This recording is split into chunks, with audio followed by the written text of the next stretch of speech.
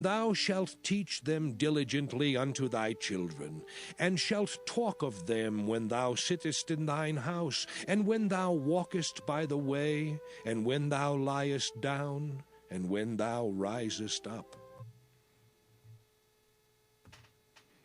This is Pastor Adam Fannin from Law of Liberty Baptist Church here in Jacksonville, Florida, coming to you again with a live stream. And today I want to talk about how homeschooling can actually save lives. Now, I really believe that homeschooling can save souls, number one, that you have the opportunity to train up your children, to teach them the way of the Lord, to preach the gospel to them from the beginning of their life.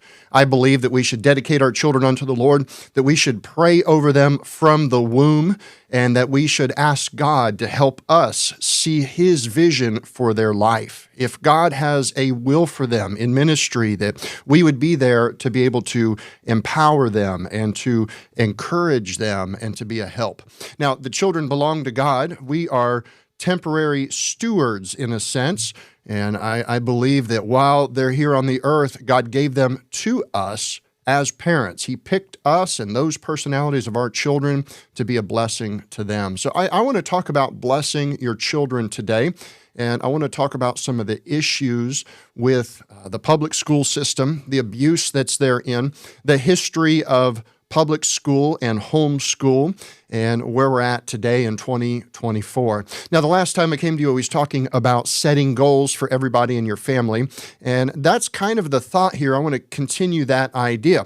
We need to set goals for everyone in our family, whether they be babies or young children or teenagers, young adults, your spouse. I believe it's a godly thing for you to begin to set goals for the entire house. If we do this, God will help us to see His vision, and He will bless us for setting goals, especially when we have these spiritual goals for our growth. Now, one of the biggest things, one of the problems that we have with the public school system is the product that it is creating. It is an institution, and this institution is creating, unfortunately, some very horrible people. Now, if you're a Christian, if you're saved by trusting in Jesus, and you have children that God has given you, you're responsible for their souls, their bodies, and their minds. You are to lead them. And the public school is not doing a very good job of helping us to realize God's vision for the family. I want to show several verses. But before I do that, I just want to present the problem. Let me share one of my screens with you here. Let's take a look at this one. And let's do this. Let me put me up here. 1 out of 3 girls and 1 out of 5 boys will be sexually abused before they reach the age of 18. I want you to think about this number for a second. 1 out of 3 and 1 out of 5. If you combine those, you're looking at 1 out of 4 children. That's 25%. 1 out of 4 children will suffer abuse before they become an adult. The public school system has a horrible track record. They are actually known for covering up abuse. It is a system that encourages abuse. Let me share a couple other screens with you here. Let's see. Let's get the right screen. Red flags in the classroom. Over the last decade plus, sexual misconduct in public schools has become rampant. They're actually covering it up. It's increasing exponentially. Bad apples. How a culture of covering up abuse at public schools is hurting children and costing taxpayers millions. This is really absurd. There are hundreds of hours of recorded interviews. There's children on every front that are being hurt. One of the things that really blows my mind is there's a lot of child-on-child abuse that just goes unreported. Then there's the abuse, let's go back to this screen, with the adults. 1 out of 10 students will experience a school employee misconduct by the time they graduate high school. Now think about this for just a second. Think about these numbers. 1 out of 10 that goes into the public school is going to be abused in the public school that actually gets reported. We saw that 1 out of 3 girls are hurt and offended. The majority of the victims are females. A lot of them are minority and poor. 68% are general education teachers. All right, so like 70% of the abusers are the teachers. These are the ones that are supposed to be the leaders, teaching the right way. The public school system really is a product of war, of ungodly war. There are many places in history we could point where they trained up children to be savages, to do unspeakable things, much like the MS-13 gangs down in Mexico. They take young boys, they put them in these abusive situations. They encourage abuse. They encourage, I don't even want to go into the details. It's horrible what they do to them. They sear their conscience. They create little monsters that become murderers for these drug cartels. And that is a very similar history to what happens with public school, or what's commonly called compulsory education. For those that don't know, it was back in the 20s, I believe it was, where compulsory schooling became a law in America. And scroll up here. That's Oregon's in particular, 1922 law in the U.S. requiring school-aged children to attend. I've often thought that in the end times, when the Antichrist sets up his kingdom, he will just simply outlaw homeschooling in America. And for those that don't know, homeschooling has actually been outlawed in parts of America previously in the past. Now, if there's a war and the government says, send daddy to war or we're going to arrest him, and then they say, we need to make bombs, so send mom to the factory. And then, of course, somebody has to teach the children. So they say, give us the minds and the hearts of your children. Send them to our public school system. Now, in that system, it is designed to segregate and to destroy the family. I believe that families should gather together and have what's you call a family altar time, or a family Bible study time. I believe that you should have family school. You should have home school, where the parents are teaching the children, and the older children then begin to teach the younger children. And what you find is by the time you get several tiers into this, those younger children are just growing at exponential rates. They're learning things faster than their older siblings because they have the support group. I want to encourage most Christians to consider, if you are a two-parent home and you have children that are in public school, I want you to do the math. I want you to do the numbers. How many times during the week are you eating out or eating processed foods? If mom stayed home and dad worked harder, what would the possibility be of seeing this come to fruition, to see a family getting closer together and understanding God's word better? There are so many great resources out there for homeschooling. There are free curriculums. There are very inexpensive curriculums. There are homeschool groups where moms meet with other moms and children get interaction time. Or you can find a great church that's family integrated where the children sit with the parents in the church, and they learn together, and they talk about what they've learned, and the children then play together at church. I was homeschooled many years growing up, and I've known a lot of homeschoolers throughout my life. Homeschoolers are typically very well educated. They have good manners. They end up with good careers. They make good people. Now, I know there's the exceptions out there. There are those that are just simply lazy and they don't want to do the hard work, and they give up or they delegate it. And really, that's the attitude of most people that send their children to daycare and public school. I call daycare don't care, because frankly, the people that work there, they don't care about your children. They're not concerned about their mental health and well-being. They're not really concerned about their social growth. And most of them are absolutely, they could care less about the spiritual growth of your children. I want to share some verses with you. Let me share this other screen over here. Now on this screen, we're looking at Deuteronomy chapter 6, and this is where God, if you know your Bible, in Deuteronomy 5, This is where we get the Ten Commandments. Deuteronomy means the retelling of the law. And with this, we see the Ten Commandments were in chapter 5. So when we get to chapter 6, he tells them, thou shalt teach them diligently unto thy children. It's your job. If you don't know what thou means, in the King James Bible, the English that's there, the modern English, you actually have T for thou comes before Y for ye or you. So plural is the Y that comes later. Singular comes first. That's the T. An easy way to remember it, we're here in the South.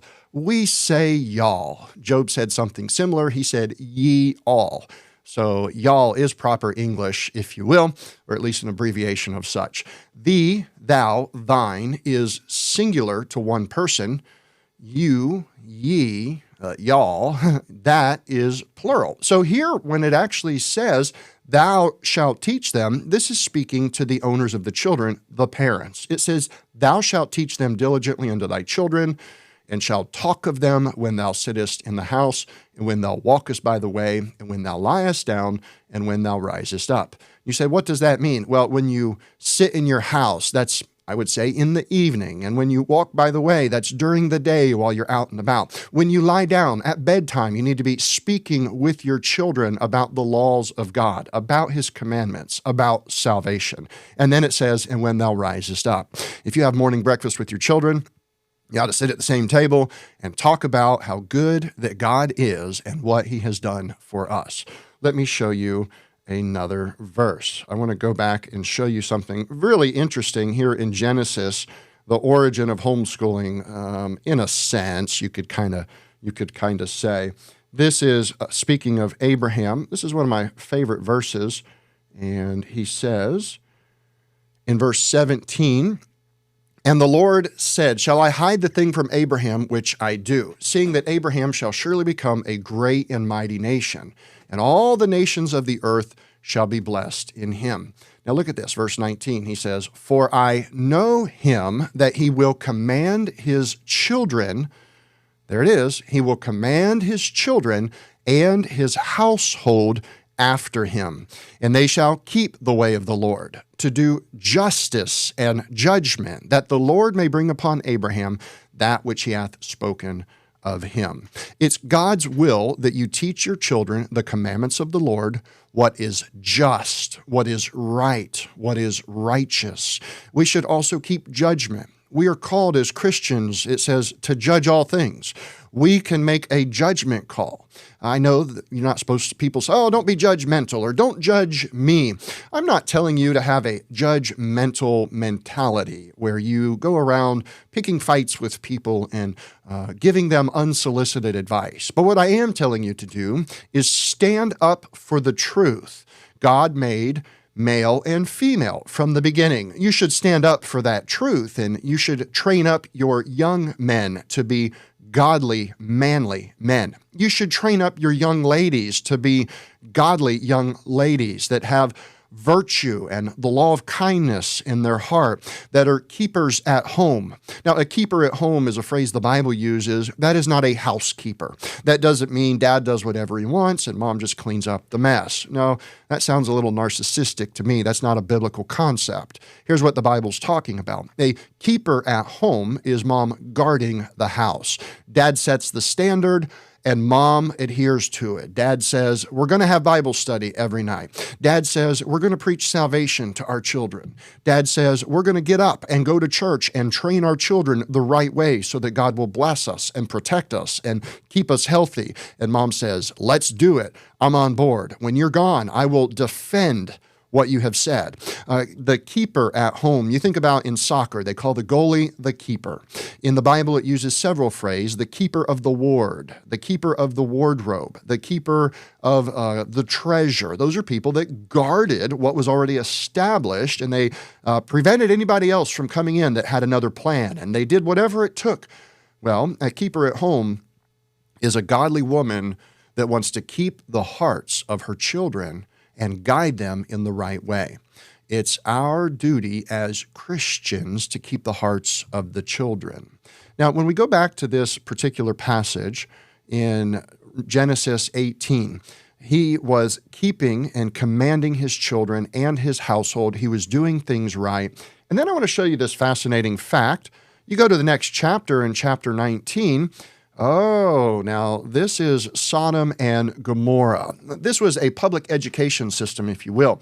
They had the children involved in all manner of wickedness. And so, of course, Lot was in there. The angels came in.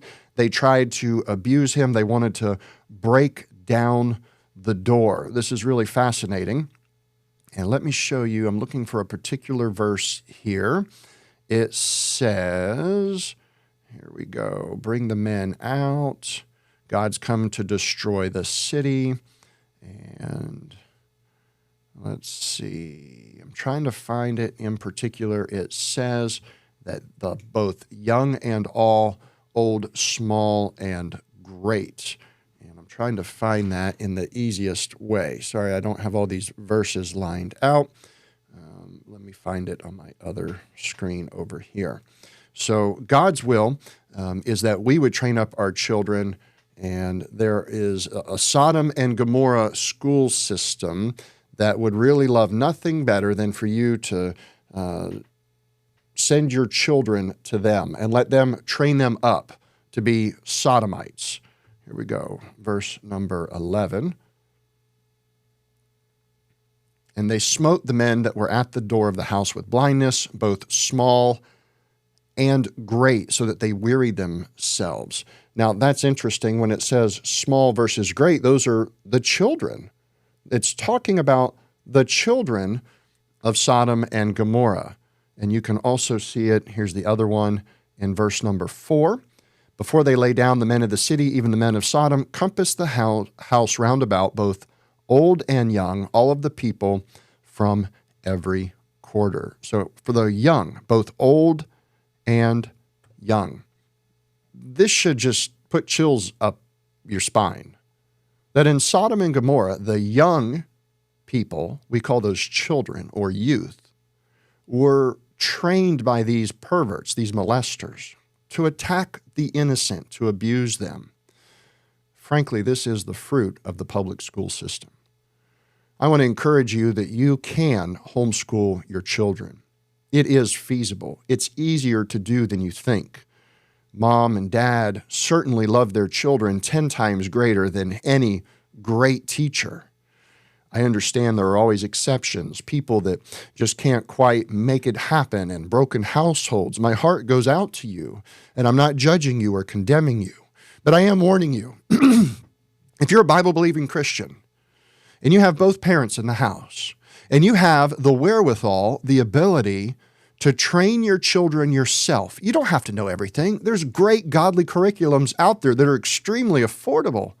And if you don't take that opportunity and train your children, it's almost like you're stealing their blessing.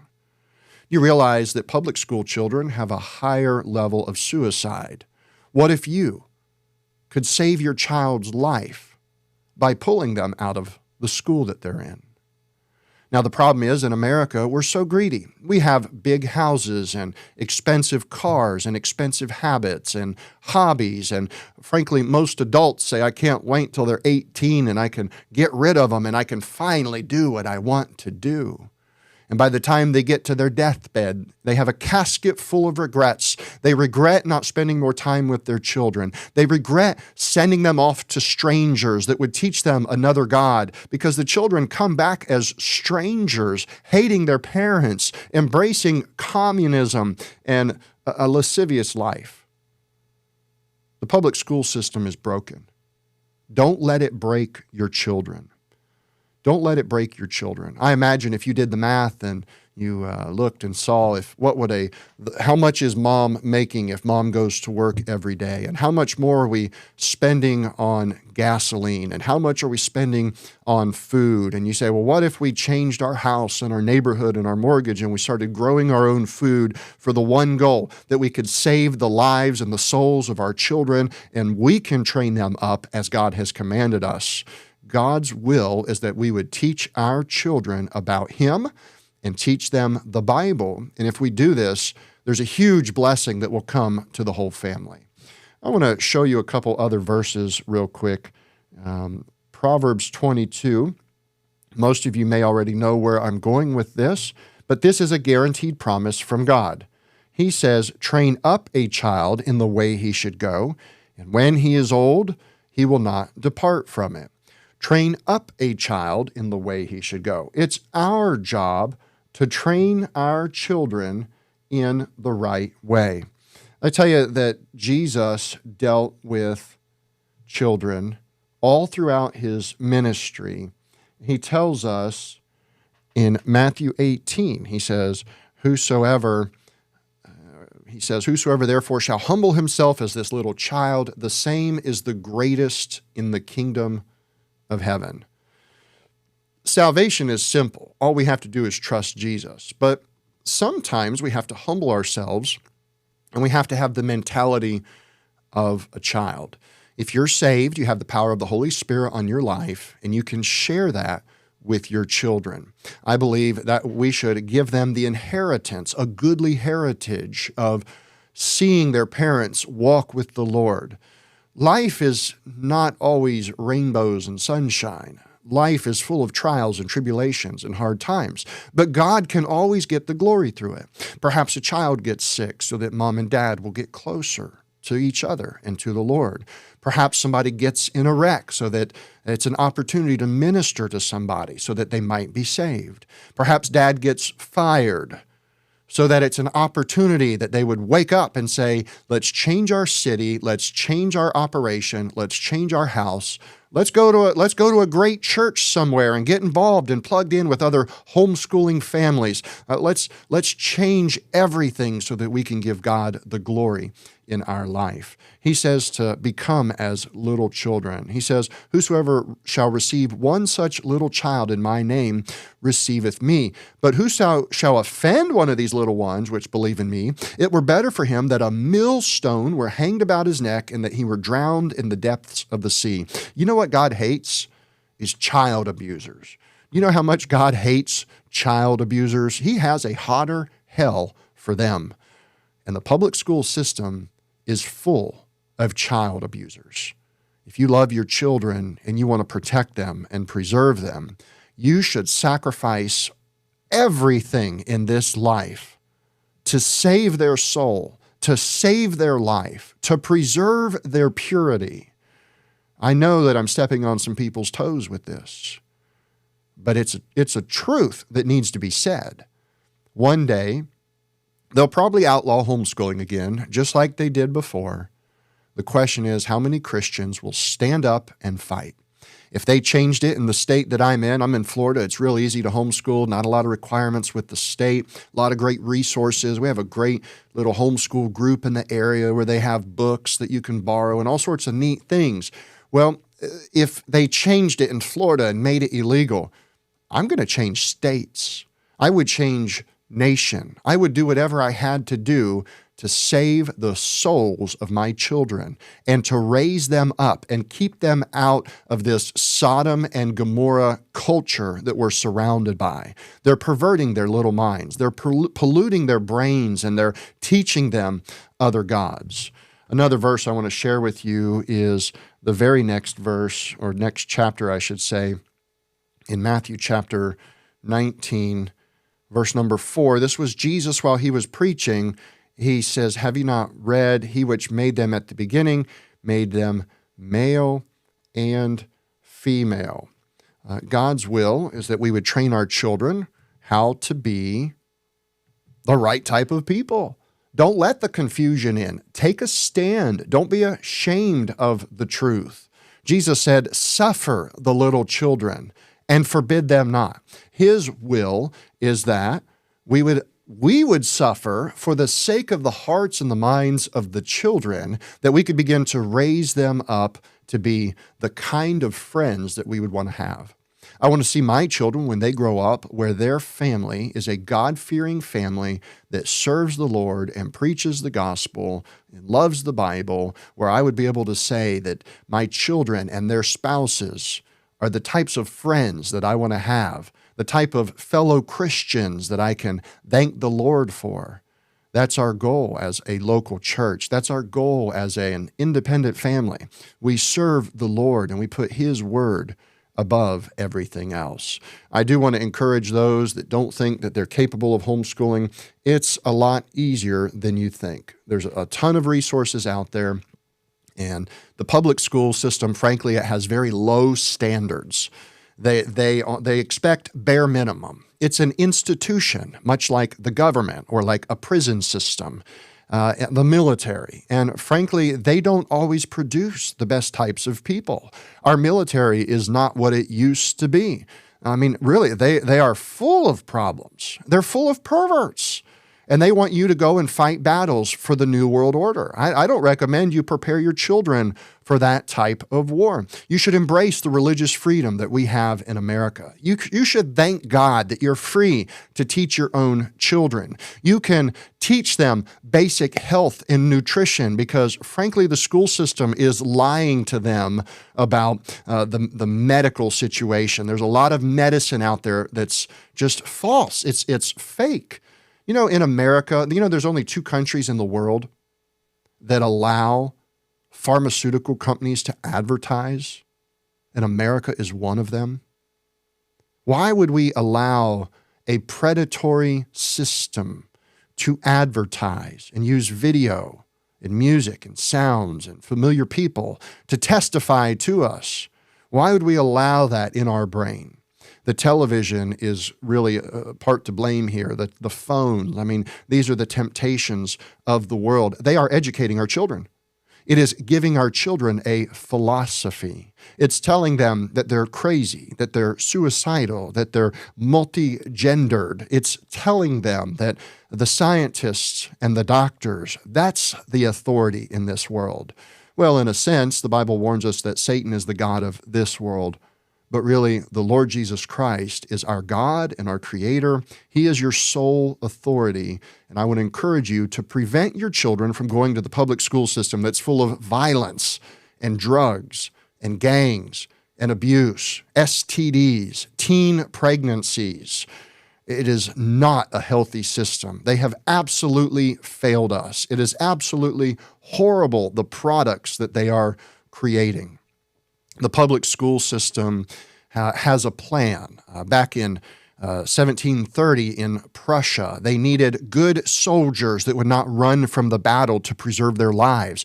They needed good soldiers that would fight for the state or for the general. There's this guy called Frederick the Great. He was an atheist sodomite, and his father was in charge, and he tried to flee from it. Ultimately, he was called in history an effeminate fool.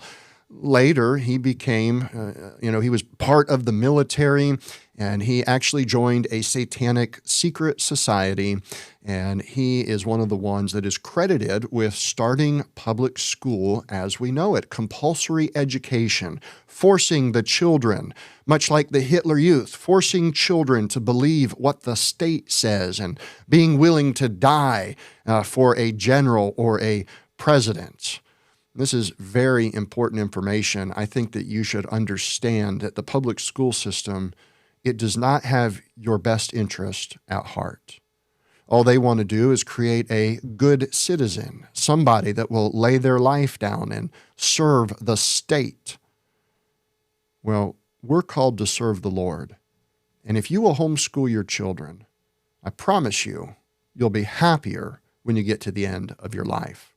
In the book of Proverbs, it often tells us that the son should hear the instruction of the father. It tells us to raise our daughters, that they should be virtuous women, that the mothers should be setting the example at home and being hard workers, that the fathers should be going out and getting what's necessary, and that they should also be hard workers. And I understand that not everybody can do this. I do get that. I do understand that. Again, this is not something, I am not trying to belittle anybody that does not homeschool. I'm just trying to encourage you. If you really want to bless your children, then you should fight for their hearts. You should fight for their souls. A child that's raised in the public school system spends approximately 16,000 hours away from their family, being led and guided by strangers who are often perverts that don't love the Lord. In fact, many of them are God haters, and they want nothing more than to raise a generation of children that will hate their own parents. I hope that these thoughts are a blessing to you. If you're already homeschooling, I want to encourage you. You can do it. God won't give you more than you can handle. Consider that you're supposed to pray without ceasing. You need to pray over your family. You need to pray over their curriculum. You need to pray while you're trying to teach them for the ability to understand, for the ability to be patient. Every child is different. They're very unique. They're like a unique flower that God has created. And God has given you them for a time and for a season. And in that duration of your life, you have the opportunity to guide and to lead the growth and to fertilize their minds with rich, godly concepts to help them grow into great people. I believe if Christians had more children and they trained them at home, then we could become a majority again and we could actually fix things. Back in the day, public school system, it was designed to steal the children from the family and make them strangers. I hope this is a blessing to you. I really do. There's an enormous amount of resources out there. If you're already homeschooling and you agree with the things that I'm saying, I want to encourage you to make it a goal this year to tell somebody else that they can do it, to find somebody that's in the grind, that's in that just daily, mom and dad are working, they're wore out, they're eating junk food because they don't have time to prepare it right. Their children, their minds are full of junk food, if you will, also. Maybe they need to take a mental fast from social media, and maybe they need to fast from the ungodly culture that surrounds them. And if you're saved, I want you to encourage them and challenge them that they can do it. I want you to provoke them that biblically they should do it.